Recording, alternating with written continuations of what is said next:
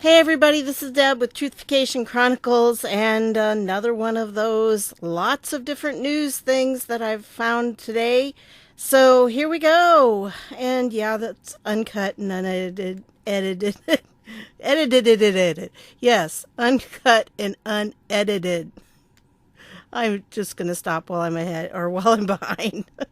Anyway, the first one I want to start out with is from this website that everybody always thinks I pronounce wrong. But anyway, the Epoch Times. And down here, it's called Exclusive. Testimony by FBI lawyer Trisha Anderson reveals extensive role in Trump-Clinton investigations. Well, let's look here. Yes, here is the chain of command for the mid-year investigation.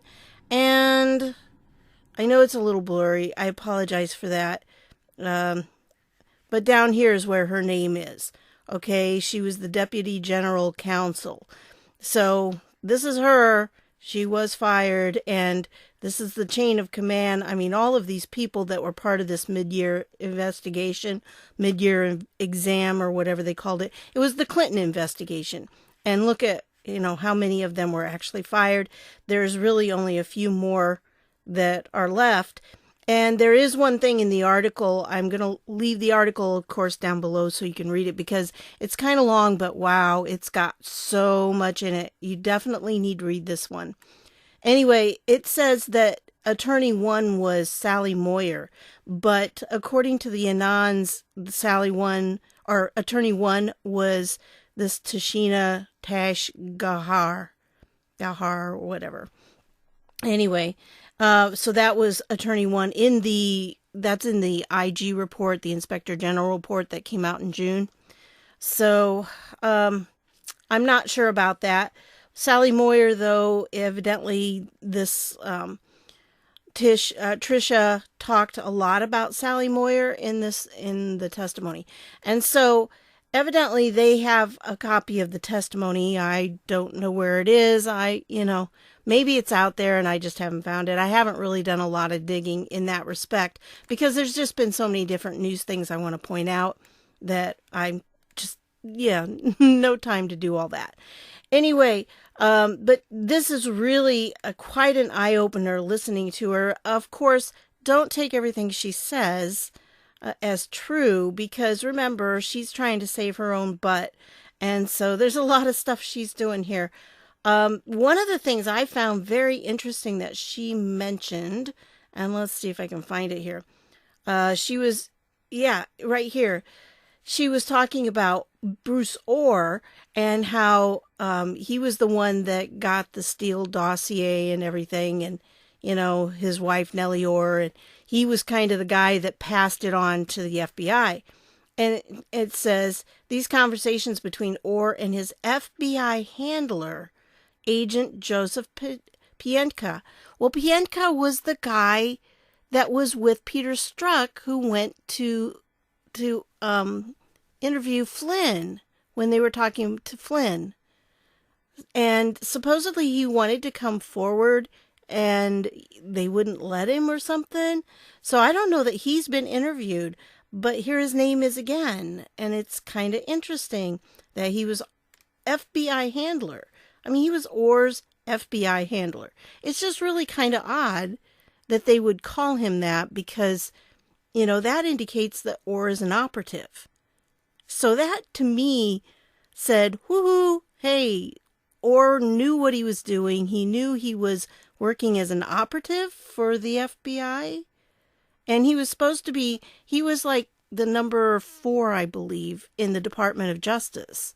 So, he really, it's kind of odd that he would have been an operative, too, of some kind, or at least an asset. So very interesting that she used the term FBI handler there. Okay. And then in the 302s, she was talking about the 302s and how she hadn't seen them. And this whole thing, I mean, these people are claiming, again, she signed off on the original application for a warrant to spy on former Trump campaign advisor Carter Page before the application went to Comey, despite not having read it. Okay, now this boggles my mind as many things seem to do these days. I don't understand why. I mean, she obviously, if you read this whole thing, she obviously knew this was going to be very high profile. Okay, the whole thing about this was going to be very high profile. So if it was, and she knew it was going to be, then why don't you think she would have read it? Don't you think that would have been some? I mean, if you were doing something so high profile, wouldn't you want to be very meticulous about it and take extra special care? So I don't understand why she didn't read it. And you remember Rosenstein said he didn't read it, or at least he was very vague on that, and he wouldn't actually say anything. So that was odd too. And then she also mentioned that it was an unusual nature of this because it was pretty much already set up. Look what she says here. During her testimony, Anderson highlighted the unusual nature of the Page FISA application process and the curious roles of McCabe and then Deputy Attorney General Sally Yates, who provided approvals of the Page FISA before normal FBI and DOJ approvals had been obtained. See, this just isn't the way it goes.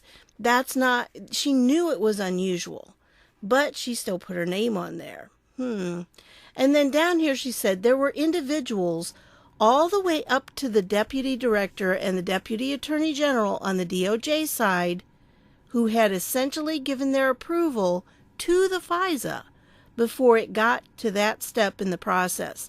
That part of it was unusual, and so I didn't consider my review at that point in the process to be substantive in nature. Okay? So it's late and I'm mispronouncing words because it's like, wait.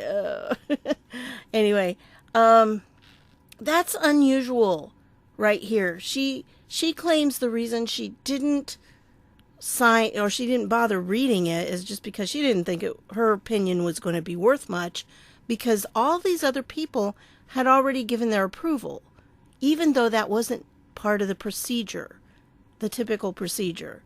So she claims that she signed it was simply signaling, yes, this package is ready to go forward.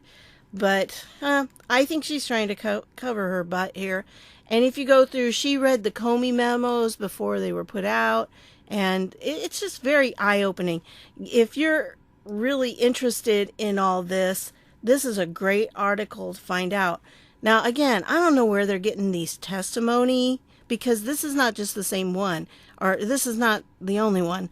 There have been several that have been like this, where they've said, I've read the testimony in this. So I don't know where they're getting them. Maybe they have a leak source or something.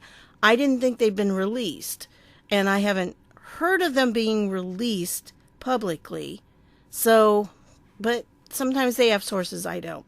So anyway, I wanted to point that one out to you. I'll leave the link down below. You can go read it for yourself. Worth reading, definitely. And here's another one from the same publication. This one, Nick Sandmann's lawyers filed giant lawsuit against the Washington Post. Check this out. Nick Sandmann, the Covington Catholic High School student, is suing the Washington Post for $250 million in damages. You go, Nick. Oh, man, this would be great. And ironically, $250 million, I think, is what Bezos paid for this in the first place. Check it out. Nick Sandmann is 16 years of age, 5'9" in height, and weighs 115 pounds. The school field trip to the nation's capital was the first out-of-state trip Nick had ever taken without being with his family. He did nothing to deserve being attacked, vilified, and bullied. Nothing. This is one of his lawyers. And the lawyer then down here says, in this country, our society is dedicated to protecting children regardless of the color of their skin, their religious beliefs, or the caps they wear. Washington Post did not care about protecting Nick Sandmann. The Post just cared about being the first and loudest media bully. And it also says that this is only the beginning. of the thing, and here it mentions that this is the amount that Amazon owner Jeff Bezos paid for the Washington Post when he bought it in 2013. And so check this out. Nick Sandmann is 16 years old. He has 2+ years to identify accusers and sue them. No member of mainstream social media mob who attacked him should take comfort from not being sued in the initial round of lawsuits, which will commence next week. Time is Nick's friend, not his enemy. So he's got some time here because he is a minor at this point. And here's a list of all of them that are included in this. And it's a long list, so I'm definitely not going to go through it all, but there they are. And, here's the complaint. If you want to see the complaint, you can see that against the Washington Post on the behalf of Nick Sandmann. All members of the mainstream and social media mob of bullies. I like the way they're saying this because that's what they are, a mob of bullies who recklessly and viciously attacked Nick would be well served to read it carefully. So there it is. I wanted to, and here's more of the people that are being sued. So Chuck Todd, that's going to be fun. Joy Reid. Oh yeah, there's some names on here of people who have been lying for a long time and who have been bullying. See, that's the thing. That's what the mainstream media does. They bully people.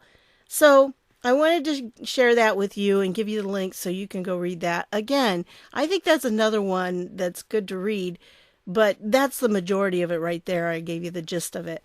Anyway, I hope they win. I hope they win big time. Okay, then we go to SCOTUS.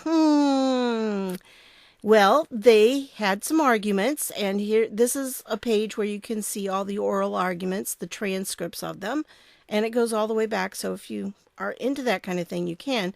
There is the argument audio, but unfortunately it's blank. I don't know if they just didn't put it, if they don't have it, or if they're, usually they post it. Like here, you have all of them and you can hear it. But I don't know why this one's not there. Okay, there's nothing there. There's no link. But there is a link to the transcript itself, and you just click on this and you can click over here. And it's Return Mail Inc. v. Postal Service. I don't know what the lawsuit's about. I didn't go through that much. But guess who appears? Yes, she actually asked 6 questions. That's why I would really, really like to hear the audio. And so I hope they put it up. I'm not sure why they wouldn't. But she asked some questions, and I don't know what an estoppel provision. I don't know what that is. And so she asked a question about that. And then another one, she asked, but why would, see, I'd like to hear how she said this, because it appears she stuttered some, but that's not unusual because you probably noticed I do that too when I'm talking, especially when it's late at night and I'm doing this. And I've just been doing so much reading today, all of these different things kept coming up, and it's like, oh, I want to share that one. Oh, I want to share that one. So I'm just sharing them all. Anyway, so she asked that one, and then she had this one, what does charged with meant? And I'm sorry, what does charged with meant? I thought that was kind of odd because that seems to be, maybe she was asking his specific definition for it, but I would kind of think a justice on the Supreme Court would know when it says somebody is charged with something, they'd know what that meant. But anyway, I guess, when it comes to legalese and stuff like that, sometimes they have to clarify exactly what somebody means. But that one seemed kind of like odd that she would have asked that. And again, I think, hearing somebody's voice, you can definitely tell, a lot about how a person is doing just by hearing their voice. And so I would really like to hear her voice. Also, I'm still skeptical because, my mom is 89 and she broke her rib just recently. And I'm telling you, she's not bouncing back real fast. So, it does take time. And I just can't even imagine, you know, how Ruth Bader Ginsburg would have come back from breaking 3 ribs and then also and fracturing. Remember, fracture is a break. It's a type of break. Fracturing her 3 ribs and then also having that lung surgery. It's just kind of weird that she bounced back so fast. I'm skeptical. What can I say? I know she was supposedly in good shape physically, but wow. So anyway, yeah, she did have 5 or 6 questions that she asked, and again with the estoppel, whatever that is. And so she was there evidently, but I'd sure like to hear the audio, or at least someone was there who looked like her and pretended to be her. So, it's still up in the air on that because, they have facial recognition software. So they could probably search for people that look just like the people they want. And anyway, enough of that. So this is another one. Check this out. There is a little boy from Austin. This is on the local CBS Austin News. And this little boy starts a hot cocoa stand to raise money for the border wall, and people come by and call him a little Hitler. I mean, look at this little boy. Look at him. Isn't he a cutie? And they're sitting there and calling him Hitler because he's selling hot chocolate to earn money so he can help Trump build the wall. Oh, they have no conscience anymore. So I'll leave this article so you can read it. It just really is sad. Here's this little boy. He wanted to do something. And here's a video of him. And, he's so proud of what he's doing. He's setting this up. And, he's got everything he needs. And people came by to buy it. And he said he's, had trouble before with people calling him names because he wears his MAGA hat. But, yeah, some people were mad and calling me a little Hitler and stuff. And some people were really happy. And look how much he raised. $1,400 in 2 days. You go, little kid. Wow. So, anyway, I wanted to share that with you. I thought that was interesting. This is how crazy people have gotten. Calling a little boy little Hitler because he's selling hot cocoa. Just insanity rules.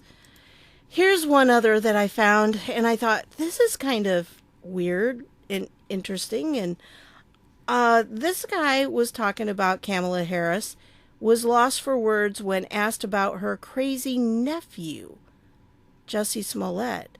Now, I don't know for sure. I just know that this guy posted that. So I don't know if he's got some information about them being related or something. Wouldn't that be interesting?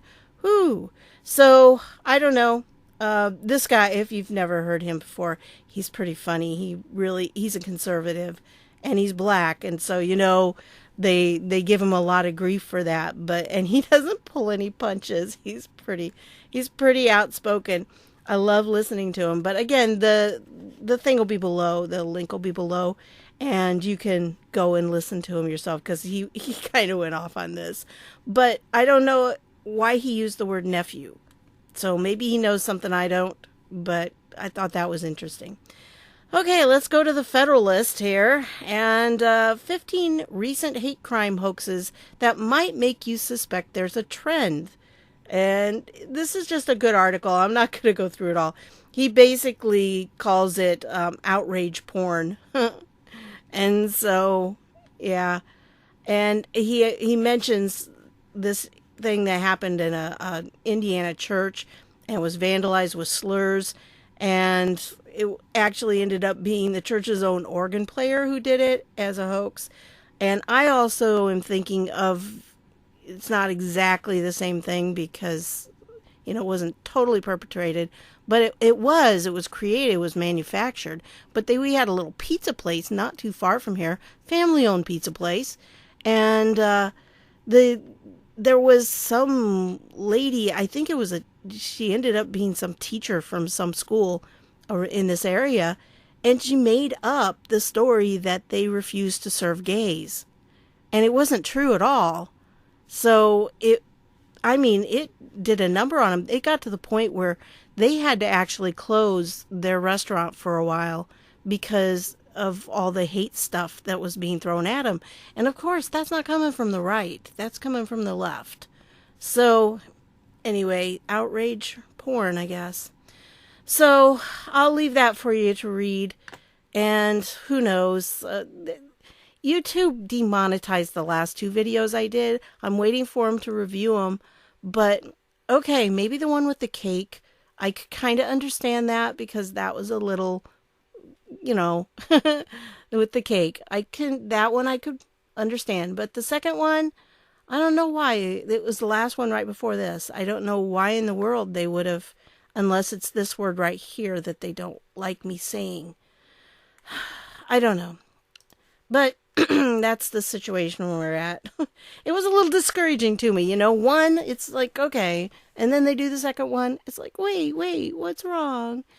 And it takes them a while. And, then you get most of your views in the first couple days and they still haven't monetized it or made a decision on it. So I don't know what the problem is, but guess just wait and see. And remember, it's really not so much the money. It's really about when it doesn't have money, when it's not monetized, it doesn't have as much airplay as normal. So I don't, I feel like my purpose is to get the information out there. And if they demonetize it, then it doesn't get out there. And it's a little frustrating to me. So anyway, and you can probably tell, I told you about Ruth Bader Ginsburg. You can tell from her voice how she's feeling. You're probably starting to see that I'm getting tired. So this is not going to go on much longer. I only have a couple more things to share. Anyway, I wanted to share this article this is Sarah Carter, and she's been doing a lot of things. She has some really excellent sources. I don't know who her sources are, but they're pretty trustworthy. She and John Solomon from The Hill. Both of them usually have some pretty good stuff. And ODNI and the NSA impede lawmakers' review of Obama administration unmasking requests. Okay, I don't know if it's pronounced ODNI. That's how I say it. And this just came out February 19th. And the Office of the Director of National Intelligence, that's what I call ODNI. It's my name for it. And if that's not how they pronounce it, that's fine. And the National Security Agency still have not granted access to Republican lawmakers to review hundreds of unmasking requests made on Americans by senior Obama administration officials. And despite an order from President Trump more than a year ago, ranking member Representative, it is getting late, Representative Devin Nunes, there's the R, Republican from California, on the House Permanent Select Committee on Intelligence, said his committee has been stymied in its investigation into the unmasking request that rocked Washington, D.C. when discovered in 2017. And I don't know, they were ordered by President Trump to make the highly classified documents available for congressional review. And they would have to set up a SCIF for that. It's a special place that they set up where classified documents can be seen. And, they just didn't do it. They haven't done it. And I'm not sure why. And if you remember in my last video, I was talking about Dan Coates. I think he's the blockade. I think he's been blocking some stuff because he is the ODNI right now. He's the Director of National Intelligence. And so if he's in charge, it'd be his office that is keeping these things from coming out. So why aren't they? I don't know. And there were a lot of unmaskings. So, it was not normal. See, Samantha Powers unmasked nearly 300 Americans. And typically it would be like, 10 maybe. in that time period. So this 300 is just a huge number that never should have happened. And so, in October 2017, then Chairman Trey Gowdy revealed that Powers had made as many as 260 requests to unmask Americans. And unmasking occurs when the intelligence agencies intercept communications where an American is speaking to a non-U.S. citizen overseas.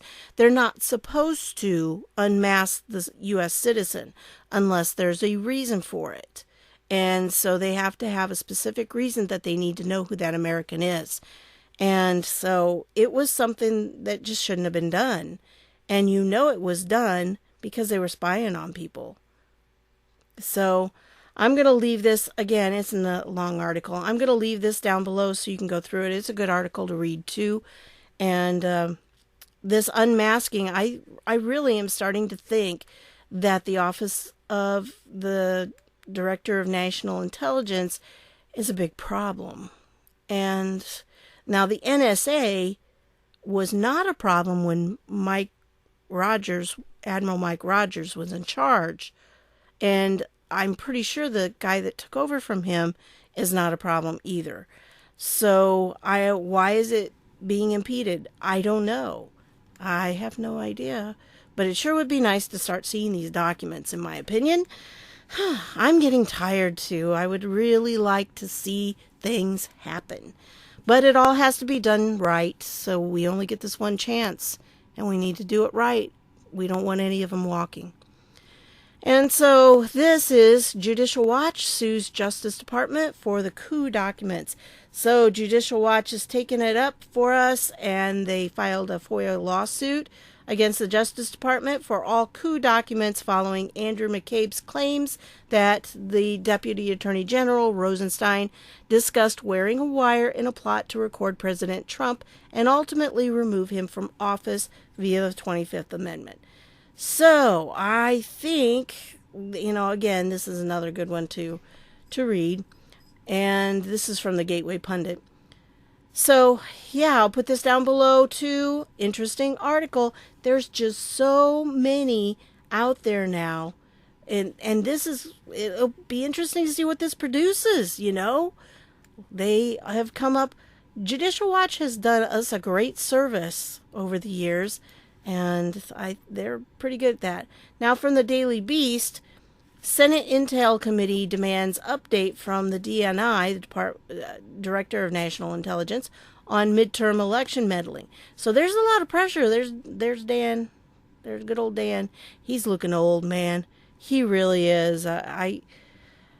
He was our senator for a few years, and then he retired.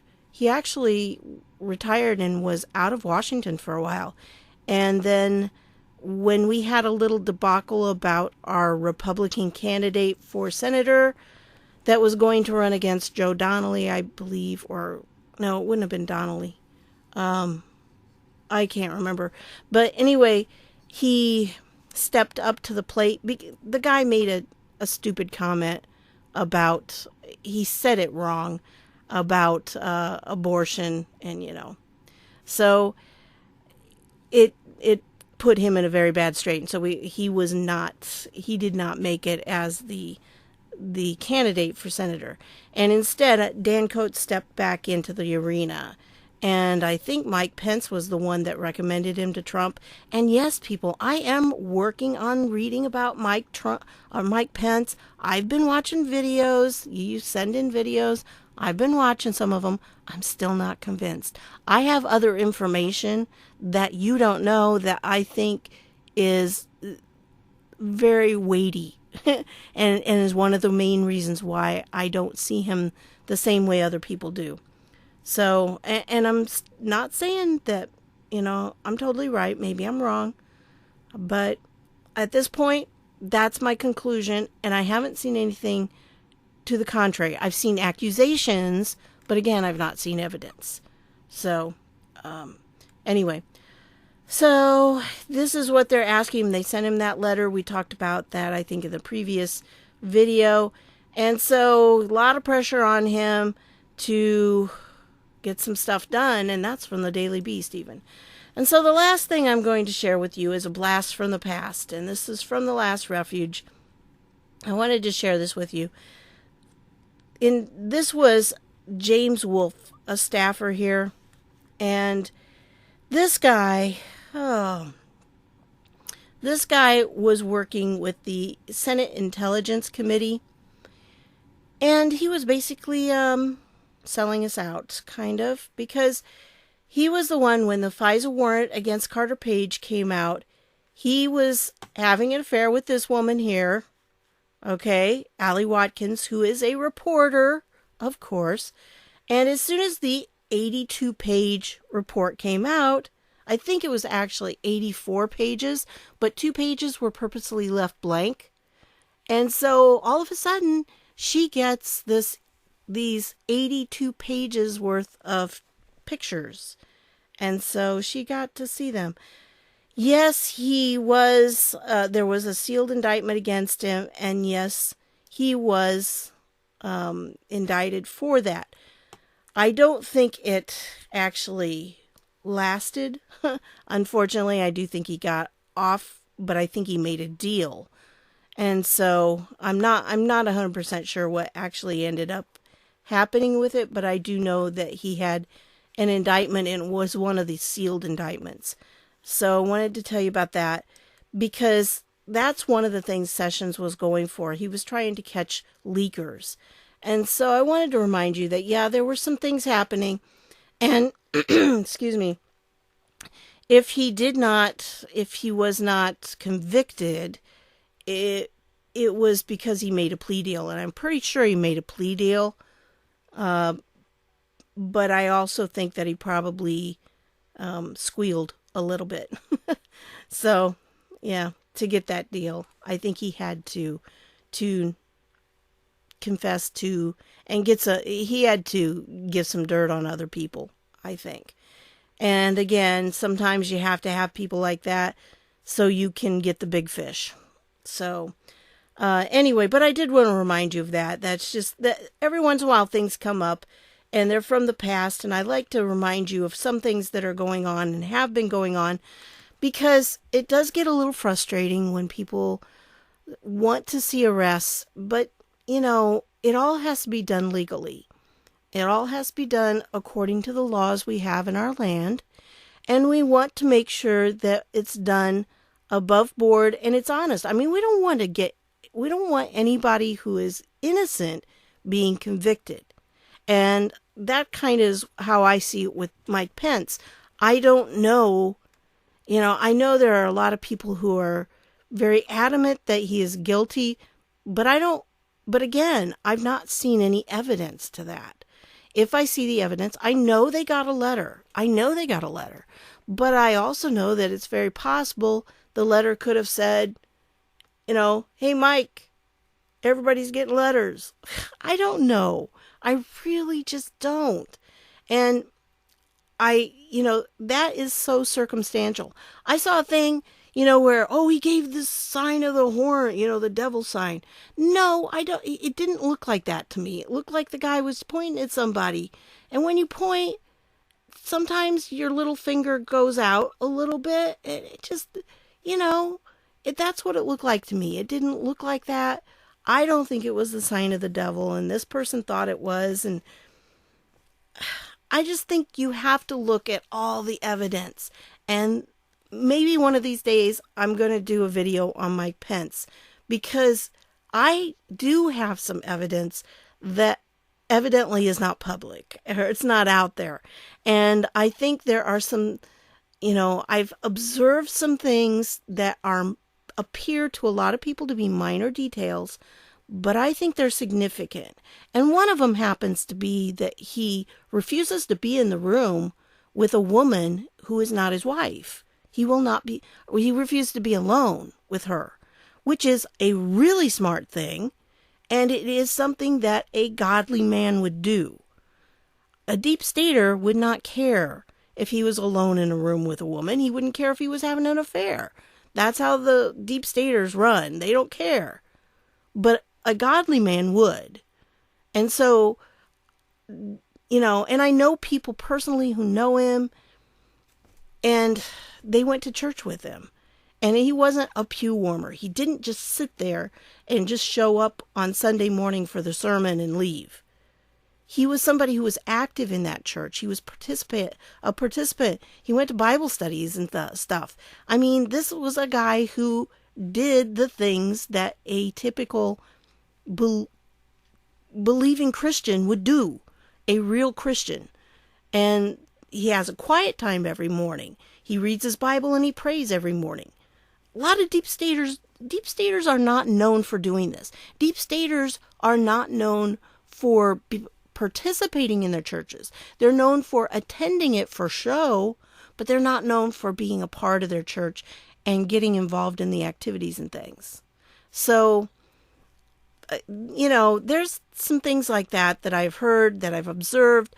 I've watched his body language when he's with Trump, especially when the GDP was being announced, the 4.1 GDP. If you look at him in the background, he is looking at Trump as if he is his biggest fan. And his eyes are just focused on him. He's got a smile. He looks like he is so very proud to be working with that man, with Trump. So I know the whole Ryan thing. I'm just not convinced, folks. Not yet, but I'm keeping an open mind. So I am looking. I'm continuing to look. That's what I'll tell you for now. So anyway, that's the last thing I have for you, and I better be quiet because I'm getting tired, and I go off on rants when I tend to do that. But anyway, so that's it, and YouTube's been doing kind of weird things with my numbers. It says that in February I've lost 500 subscribers, just in February. And it's like, yeah, okay, one day I had a -2 subscribers.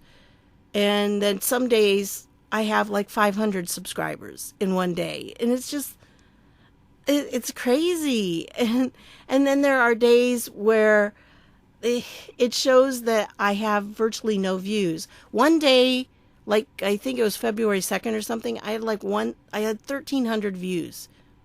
And then like yesterday I had 90-some thousand views. Okay?